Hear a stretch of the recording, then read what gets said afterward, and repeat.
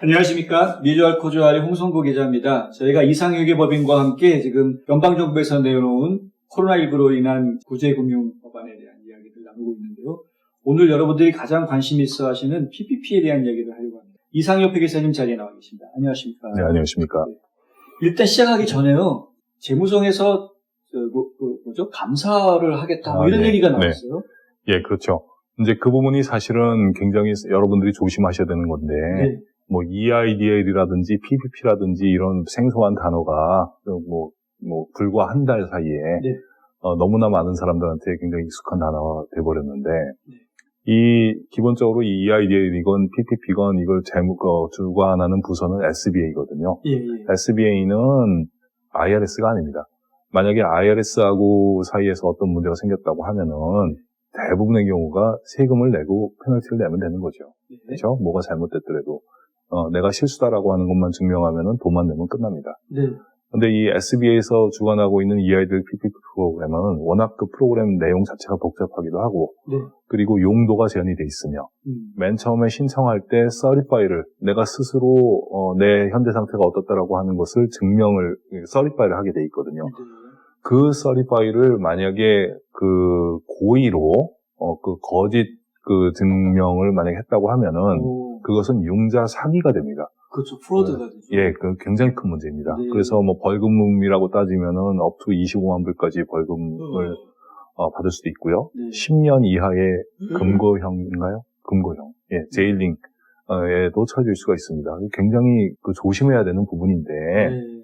사실은 대부분의 사람들이 거기서 어떤 부분을 어떻게 조심해야 되는지를 지금 모르고 있는 경우가 너무 많거든요. 예. 그리고 또 반면에 또 너무 많은 걸 또 알고 계시기도 합니다. EIDL이나 PPP에 대해서 여기저기서 너무 메디어에서 많이 얘기를 그렇죠. 하니까 많이 네. 노출이 돼가지고 그걸 어떻게 써야 되는지, 뭐 돈은 얼마가 나오는지, 뭐 어디다가 써야 되는지, 뭐 이런 것들을 대부분 기본적인 어떤 내용들은 다들 알고 계세요. 네. 그런데 정말 깊이 들어가가지고 나중에 문제가 됐을 때 그 닥치는 피해는 워낙 어마어마하기 때문에 네. 실제로 이제 아주 디테일하게는 이걸 어떻게 써야 되고 어떻게 증거를 남겨야 하며 네. 그리고 나중에 돈이 남았을 때는 어떻게 우리가 처신을 해야 되며 뭐 그런 부분을 이렇게 있을 수 있는 네. 앞으로 발생할 수 있는 어떤 위험 요소들이 아직도 많이 있는 데다가 네. 이 법안 자체가 아직도 정확하게 클리어하게 정의가 돼 있지가 않는 부분이 많이 있습니다. 저희도 나중에 이거를 계산을 할 때 있어가지고 어떻게 계산을 해야 되는지, SBA에서는 그 계산하는 방법에 뭐 어떤 포뮬라를 자세하게 아직 발표한 상태가 아니고요. 법안도 그 부분에 대해서 이렇게 침묵적으로 이렇게 제대로 정확하게 나와 있지 않은 경우가 많습니다. 예. 그래서 지금 이제 이번에 PPP를 제가 말씀을 드리면서는 아직까지 확정되지 않은 부분도 많기 때문에 네. 굉장히 보수적으로 이런 부분을 조심하셔야 됩니다라고 하는 부분에 좀 치중을 할 생각이고요. 예. 그리고 향후 발생할 수 있는 부분, 이런 부분에서 저런 문제가 생길 수 있으니 이런 부분에 대해서 어떻게 조심하셔야 되겠습니다. 네. 라고 하는 부분을 주로 말씀을 드리려고 합니다. 네. 자, 이 PPP론 참 말도 많고 얘기가 많은데 받았다가 지금 내뱉은 기업들도 이미 나와 있어요. 네, 그렇습니다. 아시다시피 처음에 이 PPP가 신청을 받기 시작해서부터 아주 짧은 한 6시간 사이에 굉장히 큰 업체들이 어마어마한 융자 금액을 가지고 신청을 해가지고 다 어프로브를 받았다고 얘기를 합니다. 네. 통계를 보면은 2밀리언 이상, 융자 금액이 2밀리언 이상, 그 엄청난 돈이거든요. 그렇죠. 저희 스몰 비즈니스는 정말 많이 받아도 몇십만 불 정도 받는데 네. 2밀리언이라고 하면 엄청난 돈이죠. 그 2밀리언 이상의 융자 그 금액으로 따졌을 때 2밀리언 이상이 50% 가까이 됩니다. 전체의 50%. 그리고 35만 불 이상을 받은 사람이 전체의 85%예요. 그럼 35만 불 미만, 우리가 저희 손님들 중에는, 저희 클라이언트 중에는 2만 불 받고, 만 불 받고 이런 분들도 있으시거든요. 네. 그러니까 35만 불 이하가 전체 15%밖에 안 된다는 얘기는, 큰 업체들이 다 먼저 좋은 베네핏을 가져가고, 정말 우리가 얘기하는 스몰 비즈니스 그룹들은 그 15%를 가지고 서로 나눠 먹고 있는 그런 지금 상황이거든요. 네. 그래서 그런 부분에 대해 가지고 우리 재무장관 문우신이 굉장히 화를 많이 냈고요. 네. 2밀리언 이상 융자를 받은 사람들은 100% 감사를 하겠다. 감사하겠다 그랬죠. a lot of big companies that inappropriately took the money, and we've been very clear, we announced today that any loan over $2 million will have a full review for forgiveness before they're repaid. 그리고 2밀리언 이하일지라도 그 감사를 일부라도 뭐 하겠다라고 이미 얘기를 해놓은 상태고 그 감사를 했을 때 우리가 뭐 어떤 리스크가 있는지 뭘 잘못해가지고 이 돈을 다시 돌려내야 되고 뭘 잘못했을 때 페널티를 내는지 그런 부분에 집중해가지고 생각을 해봐야 될 것 같습니다. 종업원이 500명 이하인 기업은 무조건 다 대상이 되는 거로 이해하고 있는데 맞는 건가요? 예, 그렇습니다. 근데 그 500명 룰도 사실은 뭐 굉장히 많이 희석이 돼가지고요. 네. 그 어필리에이션 그룹이니까 식당이 만약에 10개가 있는 사람인데, 예, 그 10개를 다 합치면 어필리에이션 그룹이니까, 다 합치면 500명이 넘는데, 하나하나로 따지면 각각 식당마다 499명씩 만약에 있다. 그러면 그 식당이 다 해당이 되는 거예요. 그러니까 쉑쉑버거라든지, 뭐 이런 얘기를 해도 되는지 모르겠지만은, 그 대형 프랜차이즈들이 굉장히 큰 돈을 받을 수 있었던 이유가, 그렇네요. 그렇게 여러 개로 나눠가지고 받았기 때문에 가능했었던 거죠. 그래서 지금 다행인 것은 그 1차 페이지에서는 전체 그 융자 금액이 평균 융자 금액이 35만 불이었었다고 해요.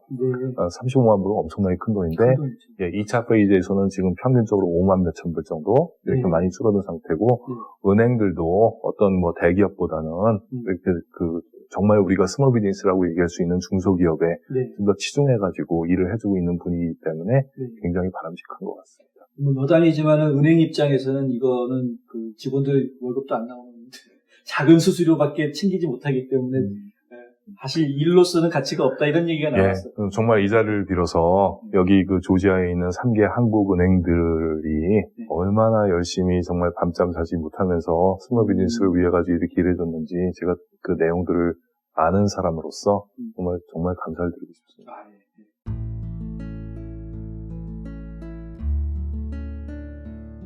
안녕하세요. 이상회계법인의 이상엽입니다. 30년 동안 아틀란타 한인사회에 봉사한 역사와 경험을 바탕으로 여러분들의 세무 회계 관리와 재정 은퇴 계획을 상담해드리고 있습니다. 부자 되세요.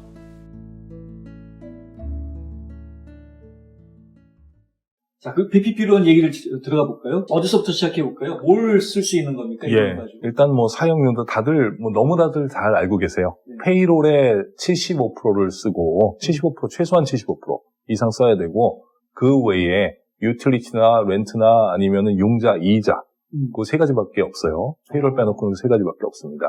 그쪽에 나머지 25%를 쓸 수가 있다고 합니다. 그러니까 예를 들어서 페이롤에 80% 쓰고 나머지 세 가지에 20% 쓰면은 그건 합법적입니다. 근데 만약에 페이롤에 60%를 쓰고 나머지에 40%를 썼다. 그러면 뭔가 안 되는 거죠.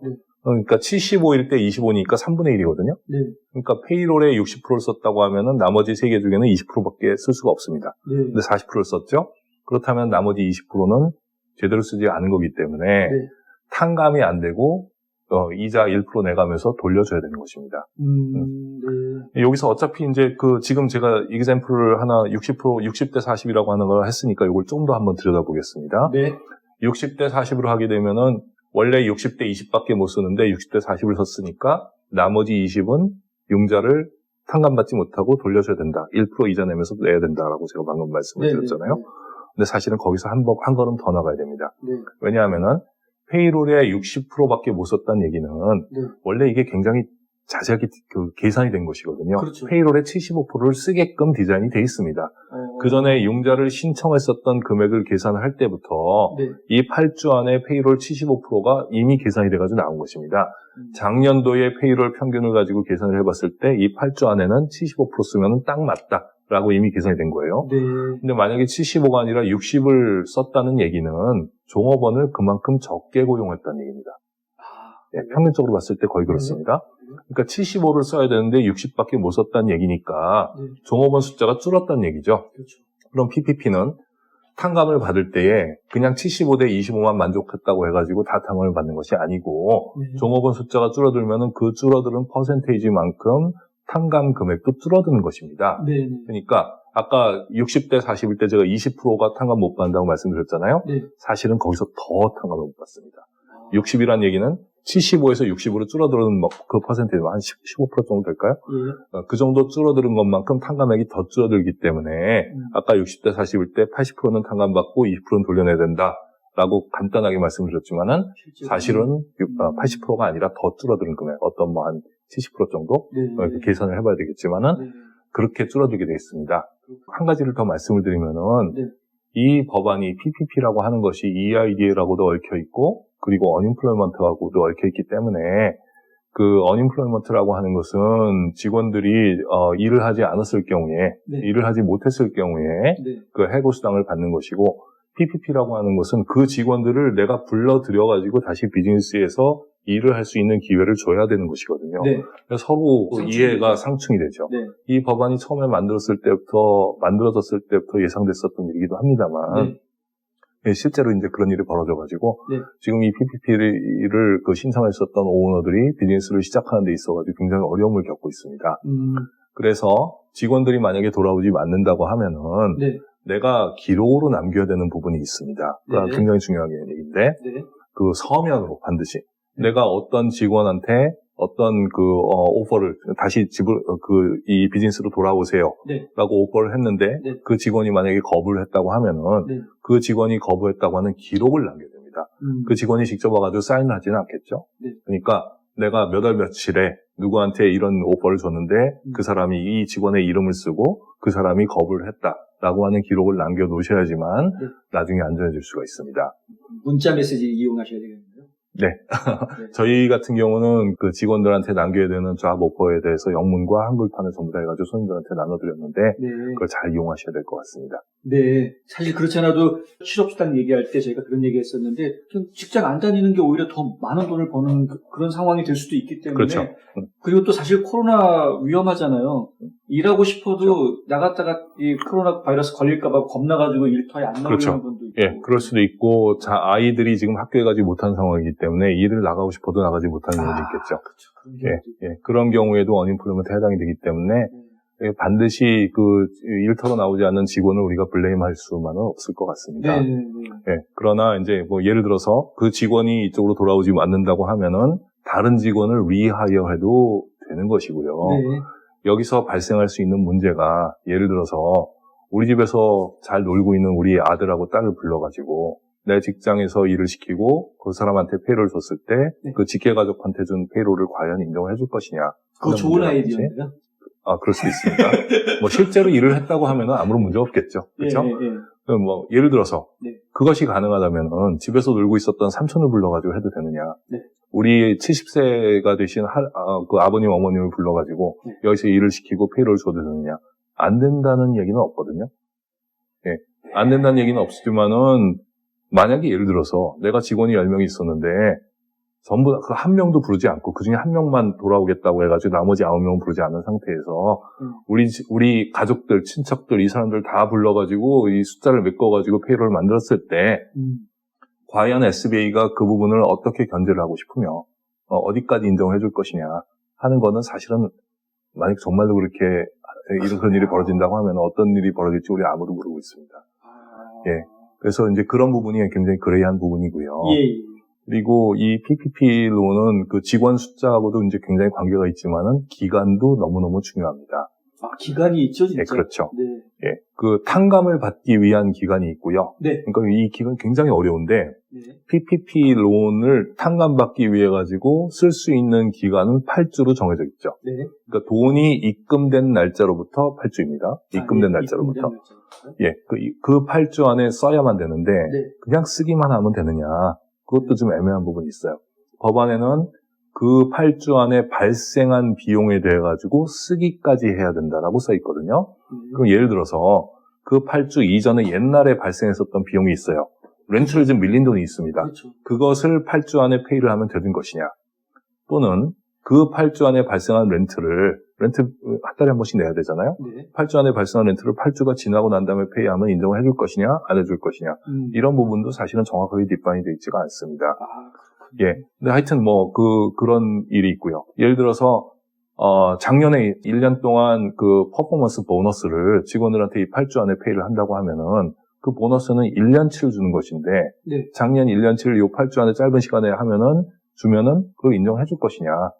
그 부분도 쉽지가 않습니다. EIDL 같은 경우에 보너스는 안 예, 된다고. EIDL은 되지가 않지만 PPP는 페이롤이라고 하는 페이롤 코스트라고 하는 개념에 네. 웨이지와 보너스와 팁과 그리고 예를 들어서 직원들한테 주는 헬스 인슈런스나 네. 아니면 퀄리파이드 그 리타이먼트 베네피트요? 플랜 주는 것들까지 다 들어가게 돼 있습니다. 그래요? 예. 그래서 어떤 분들은 그 월급보다 더 많은 보너스를 받는 것도 가능할 수 있거든요. 그렇죠. 네. 그래서 그 보너스를 지급을 했을 때 그것을 1년치 보너스니까 네. 1년치가 52주니까 네. 8주 안에 페이했으니까 52분의 8만 계산해가지고 해줄 것이냐. 네. 아니면은 법안에는 그런 룰은 없거든요. 네. 그걸 애니얼라이즈 하라는 룰은 없으니까 한 번 페이하면 다 그 인정을 해줄 것이냐. 네. 그런 부분도 저희가 뭐 예상할 수 있는 어떤 그 문제가 발생할 수 있는 그런 부분이라고 생각이 듭니다. 그리고 만약에 탕감을 포기하는 수도 있어요. 8주 안에 내가 이 돈을 다 쓰지 못한 경우도 있거든요. 생길 수 있네요. 그렇죠. 그러니까 종업원이 돌아오지 않는다고 하면은 이 PPP는 메인이 종업원들한테 페이를 해야 되는데 종업원이 돌아오지 않는다고 하면은 네. 내가 돈을 쓸 수가 없는 거예요. 그렇죠. 그렇죠? 만약에 돈을 8주 안에 다 쓰지 못하면 어떤 일이 생기느냐. 그러면 그 다음에 8주 안에 못 쓴다고 할지라도 이 돈을 쓸 수는 있습니다. 어떤 걸로 쓸 수 있냐면은 2월 15일부터 6월 30일 사이에 발생했었던 비용에 대해서 쓸 수 있습니다. 예를 들어서 지난 3월 1일 날 네. 내가 렌트를 페이를 했습니다. 네. 그리고 PPP를 이번 4월 달에 들어가지고 승인을 받았어요. 네. 옛날에 페이했었던 렌트를 이 융자 받은 돈을 가지고 갚을 수가 있는 것입니다. 리임버스 받는다고 하죠. 네네네. 그렇게 되게 되면 그것도 허용되는 용도에 쓰긴 쓴 것입니다. 2월부터 6월까지. 그렇죠. 이미 페이했었던. 그리고 또 8주가 지나고 났는데 아직도 6월 30일이 안 된 사람들이 굉장히 많아요. 그렇죠. 8주가 시작하는 시점이 예를 들어서 4월 말경이면은 네. 한 6월 15일쯤에 그게 끝나게 돼 있거든요. 네. 그러니까 6월 15일부터 6월 30일 사이에 또 뭔가 비용이 발생할 수가 있습니다. 네. 그 발생한 비용을 가지고 내가 썼을 경우에는 8주에서 넘어갔지만은 허용되는 어떤 그 용도 범주 안에는 들어가는 것이죠. 그러니까 허용되는 범주 안에 들어가니까 쓸 수는 있는데 네. 단지 탕감을 못 받는 겁니다. 네. 그리고 심지어는 그 뒤쪽뿐만이 아니라 이 8주보다 그 앞쪽에 네. 내가 이미 페이했었던 돈도 이 융자를 가지고 갚을 수가 있기 때문에 네. 이미 페이했었던 걸 갚는 경우는 지금 새로 페이하는 것이 아니기 때문에 탕감은 받지 못하지만 네. 그것을 쓸 수는 있는 것입니다. 네. 요 쓸 수 있는 것들을 굉장히 조심하셔야 되는데 네. 8주 안에 탕감을 받느냐 못 받느냐를 사람들이 더 많이 생각을 하시는데 탕감 못 받으면 굉장히 억울하니까요. 네. 근데 사실은 그거보다 더 중요한 것이 꼭 써야만 되는 그 용도 안에서 썼느냐 안 썼느냐가 더 중요합니다. 그렇죠. 그 용도 안에서 쓰지를 않았다고 하면은 그것은 프로드가 되거든요. 그렇죠. 용자 사기가 되거든요. 굉장히 큰 타격을 받을 수가 있기 때문에 조심해야 되는데 네. 그래서 어떻게 관리를 하면 좋으냐면은 네. 예를 들어서 용자가 10만 불이 들어왔습니다. 네. 10만 불이 들어와가지고 내가 8주 동안에 막 뭐 여러 가지 비용을 막 썼어요. 네. 물건을 사는데도 쓰고 그러니까 내 비즈니스 어카운트에 그 융자가 막 섞여 있으면은 네. 어디다가 썼는지 이걸 어디다가 도대체 쓴 건지를 구분을 할 수가 없게 그러면 됩니다. 안 되죠. 물건값도 큰일 나죠. 쓰고 네. 그렇죠? 네. 그리고 누구한테 공사시켜가지고 1099으로 뭐 페이도 하고 네. 뭐 여러 가지 비용들이 막 섞여 있단 말입니다. 네. 그러면 내가 나중에 SBA에다가 그 많은 비용들 중에서 이 융자를 위해 가지고 쓴 돈은 요거다라고 설명을 했을 때 네. 과연 SBA가 그걸 믿을 수 있느냐? 딴 것도 썼으면서 그렇게 얘기하는 게 어딨냐라고 얘기를 할 그렇죠. 거 아닙니까? 네. 그러니까 나를 보호하기 위해서 안전한 방법은 반드시 네. 뱅크 어카운트를 따로 만드시라는 거예요. 따로 만들어가지고 이 메인 어카운트에서 하던 비즈니스 액티비티는 그대로 유지를 하시라는 겁니다. 네. 그대로 유지를 하다가 그중에서 페이롤이 나왔어요. 네. 페이롤이 나왔으면 그건 합당하게 쓴 거지 않습니까? 네. 그 페이롤 나온 거에 대해 가지고 얼마를 옮겨야 되는지 회계사한테 물어보셔서 그 금액을 정확하게 체크를 써서 네. 그 밑에다가 몇 월 며칠 날 나간 페이롤에 대해 가지고 이만큼을 리임버스를 보낸다라고 체크를 써가지고 기록을 남기라는 겁니다. 네. 그렇게만 하시면은 좀 귀찮지만 네. 그렇게만 하시면 아무 문제가 없기 때문에 저희 손님들한테 그렇게 레코멘드를 드리고 있습니다. 네. 일종의 뭐 머니마켓 같은 거 하나 만들어. 예, 머니마켓, 세이빙스 어카운트도 본인들 네. 하실 수 말씀 되겠죠. 이거 굉장히 중요한 팁이에요. 지난번에도 제가 잠깐 말씀드렸는데 여러분들 PPP 론을 받으시면은 꼭 별도의 통장에다 돈을 넣어서 관리하시기 바랍니다. 학비 때문에 원하는 대학을 포기하신다고요? 장학금이나 학자금 재정 보조를 자녀에게 모두 맡기셨다고요? 아니요, 그러시면 안 되죠. 명쾌하고 유익한 정보를 드리는 리차드 명 AGM 대표가 속 시원하게 도와드립니다. AGM은 미국 2,900여 개 대학의 재정 보조 관련 데이터베이스를 기초한 실시간 분석 시스템과 자체 개발한 고객 관리 시스템을 활용하여 대학 학자금 부담을 덜어드립니다. 지금 전화하셔서 상담 받으세요. 877-212-0011 877-212-0011 제가 이제 Q&A를 좀 몇 개를 만들어 봤어요. 네. 저희 손님들이 사실은 굉장히 높은 수준의 질문을 많이 하십니다. 네. 그래서 제가 지금 빨리 말씀드렸지만 아마 다 이해하실 거예요. 제가 질문을 드려야 되겠죠? 예, 그렇게 해주시면 네. 좋겠습니다. 이거 PPP론 기존 직원 아닌 다른 직원에게도 월급 줄 수 있는? 예, 있습니다. 새로 뉴 하이어나 심지어는 가족들 중에도 저는 네. 된다고 생각합니다. 해고수당 받은 직원한테도 PPP론 월급을 줄 수 있는? 그렇죠. 현재 해고수당을 받고 있는 사람한테도 이 PPP 론을 가지고 그 페이먼트를, 그러니까 월급을 주는데, 예. 이 파셜 어니플로이먼트 같은 경우는 월급을 받으면서도 해고수당을 받는 것이 가능하거든요. 그러니까 100%다 주게 되면 그 사람의 해고수당이 끊기겠죠, 물론. 그렇다고 네. 줄 수 없는 것은 아니죠. 그 PPP 용지를 받고 난 다음에 직원들한테 해고수당을 신청하게도 해줄 수가 있나요? 예, 저는 가능하다고 생각합니다. 네. 지금 그 직원한테 예를 들어가지고 내가 시간을 줄여가지고 일주일에 이틀만 출근을 하게 한 다음에 네. 일주일에 200불을 페이를 하고 있습니다. 그것도 페이롤이기 때문에 PPP 론을 써가지고 페이하는 게 물론 됩니다. 그리고 동시에 그 직원한테 파셜 어니플로이먼트를 신청하는 것도 가능하겠죠. PPP하고 EIDL하고 동시에 사용할 수도 있나요? 예, 동시에 사용할 수 있습니다. 그 부분이 아주 이제 굉장히 중요한 부분인데, EIDL은 EIDL 나름대로의 용도가 있고, PPP는 PPP의 용도가 있습니다. 그런데 이 두 개를 한꺼번에 썼을 때는 두 개를 동시에 같은 용도로 쓰지 못한다는 조항이 있죠? 네. 다들 그 내용을 알고 있습니다. 그러니까 이런 경우가 있어요. 만약에 내가 PPP를 받아가지고 사람들이 PPP를 우선적으로 생각합니다. 왜냐하면 탕감을 받아가지고 갚지 않아도 되는 부분이기 때문에 요 짧은 8주 사이에 내가 유틸리티비를 한 달에 300불을 낸단 말입니다. 그 PPP를 가지고 300불을 탕감받고 싶은 욕심에 그 유틸리티에서 PPP를 써버렸어요. 그러면 EIDL 가지고는 EIDL 머니는 10만 불 이상 단위로 나오는 경우가 대부분인데 그 EIDL 머니 가지고는 12월 31일까지 유틸리티를 한 1달러도 내면 안 됩니다. 서로 겹치면 안 되니까요. 기간과 관계없이 그 용도가 중요합니다. 액수도 관계없고요. 네. 그러니까 만약에 어느 한 용도로 썼다면은 PPP를 어느 한 용도로 썼다면 EIDL은 같은 동일한 용도로는 써서는 안 되는 것입니다. 제가 이제 월급은 양쪽 다 줄 수 있잖아요. 그러면 예를 들어서 직원이 원래 10명이었는데 어떻게 하다 보니까 저 같은 경우에는 직원을 더 뽑게 됐어요. 네. 더 뽑게 돼가지고 월급이 예전에 나갔던 것보다 더 나가야 돼요. 그래서 원래 10명 쓰던 거는 PPP로 하고 네. 추가된 인원에 대해서는 EIDL로 월급을 줬어요. 괜찮은가요? 안 됩니다. 같은 용도로 안 되기 때문에 여기서 이제 딜레마가 생기는 거예요. 네. 당장 그 빚을 탕감받기 위해 가지고 그 2달 동안에 페이먼트 하는 것을 맥시멈으로 낼 것이냐, 2달 동안에 렌트 같은 거 금액이 크고 페이롤 금액이 크니까 그런 쪽으로 막 쓰다고 보면은 EIDL의 용도는 굉장히 그 제한이 되는 것입니다. 네. 다행히 물건값을 좀 많이 내시는 경우, 네. 예를 들어서 스테이크하우스 식당이라든지, 네.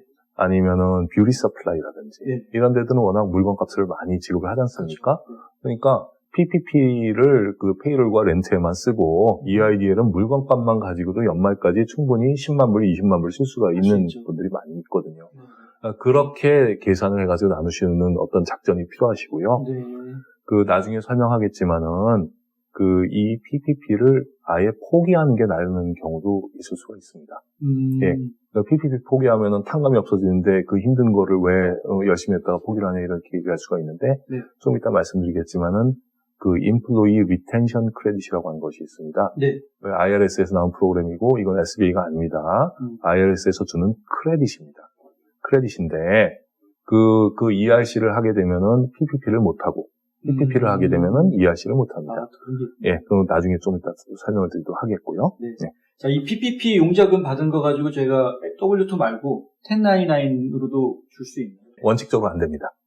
아까 말씀드렸던 그 허용되는 범주 4가지 안에 들어가지 않기 때문에 네. 만약에 1099로 만약에 페이를 하시게 되면은 그것은 융자 사기가 되죠. PPP 융자 탕감을 받을 때 탕감된 금액은 이게 세금 내야 되는 겁니다. 예, 그 부분이 굉장히 어렵습니다. 그러니까 예를 들어서 이 케어리즈 액트 법안에는 그 PPP 탕감받은 것은 세금을 과세 대상이 아니다라고 명백하게 써 있습니다. 네. 그런데 IRS 룰에 의하면은 과세 대상이 아닌 수입이 있을 경우에 그 수입을 가지고 지급한 비용은 네. 공제가 되지 않는다는 룰이 하나가 있습니다. 그러니까 결국 똑같은 얘기예요. 네. 예, 과세 대상은 아니지만 그거하고 똑같은 금액을 공제를 못한다고 하면 결국은 과세 대상이랑 똑같은 얘기 아닙니까? 그렇죠. 현재 IRS에서 이미 그렇게 발표를 하고 공제가 안 된다고 발표를 해놓은 상태인데 네. 다행인 것은 그 하원이라든지 아니면은 AICPA 같은 그룹 중에서 네. 이것은 원래 법안의 그 취지를 훼손한 것이기 때문에 그렇죠. IRS의 그 섹션 265번인데 네. 그것을 정정해서라도 원래 그 취지에 맞게끔 네. 해야 된다는 움직임이 있습니다. 그거 빨리 고쳐야 되겠네요. 네. PPP로 지급 가능한 페이롤에는 그럼 어떤 게 있는 건가요? 모든 그 직원을 위해 가지고 페이한 모든 것들과 그리고 인플로이 베네핏까지도 일부 포함이 됩니다. 모든 것들이라고 하면은 보통 웨이지와 그리고 보너스에 해당이 되고요. 네. 팁도 해당이 됩니다. 이거 아주 중요하죠. 팁이 네. 해당이 됩니다. 네. 그리고 헬스 인슈런스. 네. 그러니까 그룹 헬스 인슈런스라고 해가지고 누구한테든지 차별 없이 공평하게 하는 그런 프로그램이 있죠. 네. 그리고 리타이먼트 플랜. 그러니까 프로핏 시어링이라든지 디파인드 베네핏 플랜이라든지 이런 것들을 페이한 것도 페이롤 코스트에 들어갑니다. 보너스도 되고 팁도 되고 그러면은 75%를 안 쓸 수가 없겠는데요? 꼭 그렇지도 않습니다. 맨 처음에 이 융자의 금액을 설정을 할 때부터 네. 그 부분을 다 이미 고려를 해가지고 설정을 한 것이기 때문에 결국은 마찬가지 이야기입니다.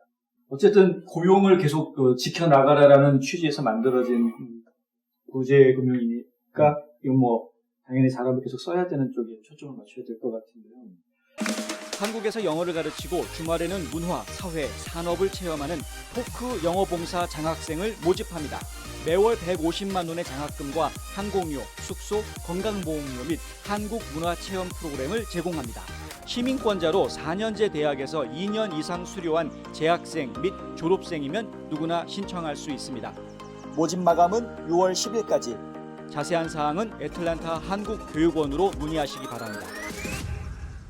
아까 잠깐 말씀하셨던 ERC요? 그 왜 얘기를 한번 들어볼까요? 네, 그 ERC라고 Employee Retention Credit이라고 하는 거는 이번에 이런 코로나 사태에 갑작스럽게 생긴 이제 법안인데 네. 골자를 간단하게 말씀을 드리면은 직원 한 명당 맥시멈 5,000불까지 네. IRS에서 크레딧을 주는 겁니다. 네. 그러니까 크레딧이라고 하는 것은 그냥 돈을 준다는 얘기죠. 네. 예, 어떤 조건이라든지 이런 것들은 예를 들어서 다른 조건 같은 것들을 내가 증명해야 된다든지 이런 부분들이 사실은 그렇게 많지가 않습니다. 네. 그리고 이 직원한테 페이를 실제로 하는 것이 중요하고 네. 그 페이한 금액의 절반. 그러니까 예를 들어서 6,000불을 페이했다. 그럼 절반이니까 3,000불 주는 것이고요. 네. 10,000불 페이했다. 그럼 5,000불 주는 거고요. 20,000불 페이했다. 그럼 절반이 10,000불이지만 맥시멈이 5,000불이기 때문에 5,000불을 주는 것입니다. 네. 그러니까 예를 들어서 내가 직원이 10명이 있다. 그러면은 그 10명한테 충분하게 페이롤을 지급했을 경우에는 네. 10명한테 10,000불 이상은 페이를 할 테니까 1인당 10,000불은 할 테니까 10명이면은 내가 받을 돈이 맥시멈이 50,000불이구나 라고 생각하시면 되겠습니다. 네. 그러니까 굉장히 큰 돈이에요. 굉장히 큰 그 페이롤에 대해서 1인당 5,000불 맥스가 이게 기간이 있나요, 이거는? 예, 기간이 있습니다. 네. 올해 연말까지고요. 올해 연말. 예, 그리고 분기별로 나눠서 계산을 하게 되어 있습니다. 네.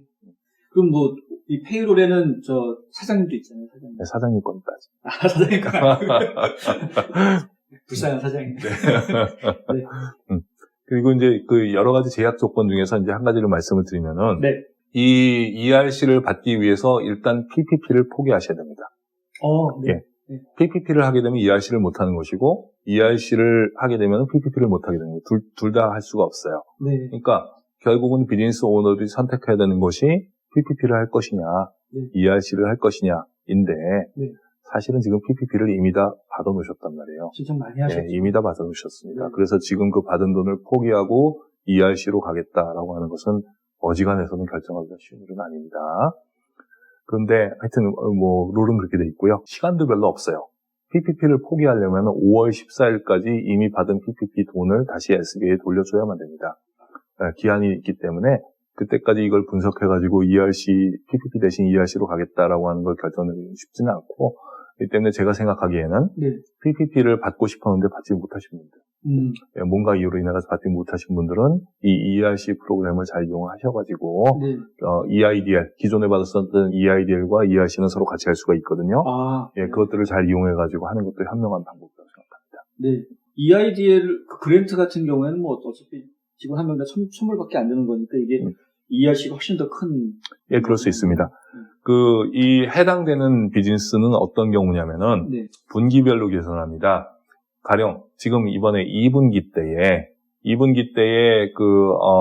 강제로 비즈니스 직장 폐쇄가 됐었던 비즈니스들. 네. 예를 들어서 미용실이라든지 식당도 저는 해당이 될 것 같은데, 그렇죠. 식당이 그 제한 에센셜 비즈니스이기 때문에 또 제한적으로 열었으니까, 그렇죠. 제한적으로 열었으니까 그것도 일부 폐쇄가 된 것이고요. 그래서 폐쇄가 됐었던 비즈니스는 해당이 다 되고요. 네. 그리고 폐쇄가 되지 않았었던 비즈니스라고 할지라도 네. 됐건 안 됐건 상관없이 또 다른 방법으로 증명을 할 수가 있습니다. 그건 뭐냐면은 매상입니다. 매상이 그 분기에 이번 2분기의 매상이 전년도 2분기의 매상과 비교했을 때 50% 이하로 떨어진 비즈니스는 다 해당이 됩니다. 50% 이하. 50% 이하. 그런 비즈니스 사실 많습니다. 엄청나게 많아요. 굉장히 많습니다. 네. 그래서 이 2분기에 해당되는 사람들이 사실은 많이 있고요. 네. 그 금액으로 해당이 안 된다고 할지라도 내가 문을 닫았었다. 정부의 오더에 의해 가지고 문을 닫았었다고 하면은 물론 또 해당이 됩니다. 네네. 근데 두 번째 금액으로 해당이 됐을 경우에는 네. 3분기에도 해당이 되는지 안 되는지를 따져봐야 되는데, 네. 만약에 그 매상이 50% 이하였었던 걸 한번 증명을 했는데 3분기에 그 매상이 올라가 가지고 어디까지 올라가냐면은 80% 이상으로 올라갔습니다. 네. 그러면은 그 3분기까지는 해당이 괜찮은데 그 다음 분기에 끊깁니다. 만약에 80% 이하였다. 네. 이하였다 그러면 3분기는 당연히 해당이 되고 그 다음 분기까지도 해당이 됩니다. 그러니까 예를 들어 지금 리즈너블리 우리가 생각을 해볼 때 네. 2분기에 해당이 되는 사람들은 자동으로 3분기까지는 무조건 해당이 되는 것이고요. 네. 어떤 경우에는 4분기까지도 해당이 된다는 것입니다. 네. 그래서 물론 매 분기마다 5,000불씩 주는 건 아니고요. 네. 그 3개 분기 사이에 직원들한테 월급을 다 합쳐가지고 10,000불 이상만 줬으면은 5,000불을 받는 것이니까 PPP는 8주 안에 페이를 해야 되거든요. 네. 그렇죠?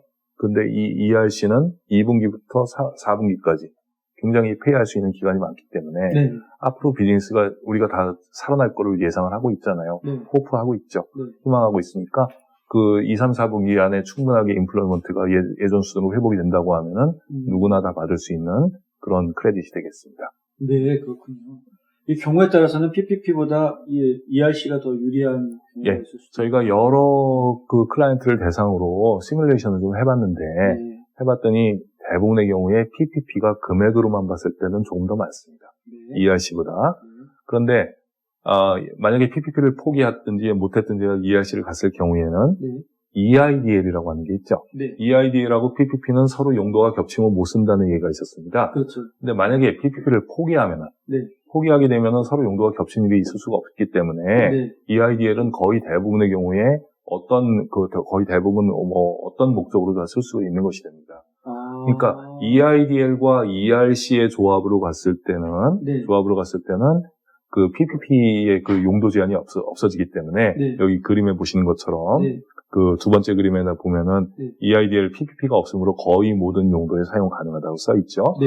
그리고 예를 들어서 PPP가 없기 때문에 네. 75대 25 이런 룰 같은 거 지키지 않아도 좋고요. 그렇죠. 단지 EIDL이 탕감은 안 되지만은 네. 굉장히 여러 용도로 쓸 수 있다는 거죠. 네. 그래서 저희 클라이언트 같은 경우에 어떤 분들은 PPP가 거의 의미가 없으신 분들도 있습니다, 사실은. 네. 받긴 받았는데 네.